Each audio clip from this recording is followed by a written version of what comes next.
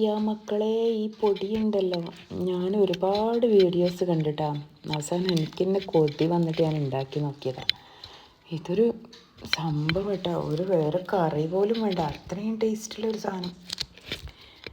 ഇതുണ്ടാക്കുന്നത് ഞാൻ പറഞ്ഞുതരാം.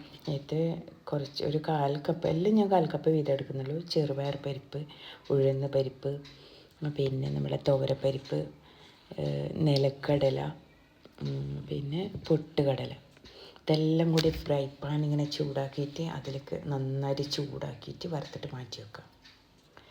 ഓക്കെ. പിന്നെ ഒരു 6 വെളുത്തുള്ളി, ഒരു 6 ഉണക്കമുളകും, പിന്നെ അത് ഇതേപോലെ ഫ്രൈ പാനിൽ എണ്ണ ചൂടാക്കുക, കുറച്ച് ജീരകം ഇടുക, അതിൻ്റെ കൂടെ ഈ പറഞ്ഞ വെളുത്തുള്ളിയും ഉണക്കമുളകും ഒക്കെ നന്നായിട്ട് വഴറ്റുക. കറിവേപ്പില വേണമെന്നവർക്ക് ഇടാം കേട്ടോ.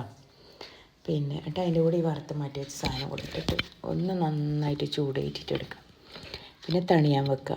എന്നിട്ട് പിന്നെ മിക്സീൻ്റെ നല്ല ഡ്രൈ ആയിട്ടുള്ള ജാറിൽ ഇട്ടിട്ട് പൊടിച്ചെടുക്കുക.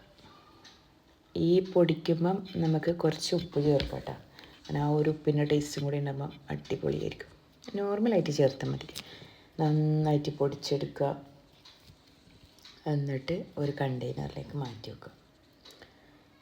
അടിപൊളി മക്കളെ. നല്ല എന്താണെന്നറിയുക, അതിൻ്റെ ഒരു സ്മെല്ല് തന്നെ ഇല്ലേ, ഭയങ്കര ഒരു ഒരു നല്ല പറയാൻ പറ്റുന്നില്ല എനിക്ക്, അത്ര ടേസ്റ്റ്. എന്തായാലും എല്ലാവരും ഉണ്ടാക്കി നോക്കിക്കോ മക്കളെ, വെറുതെ പറയുന്നതല്ല, സൂപ്പറാണ്. ഇത് ദോശൻ്റെ ഇഡ്ഡലിൻ്റെയും കൂടെ ഒക്കെ ഇല്ലേ, പുളിയിട്ടാ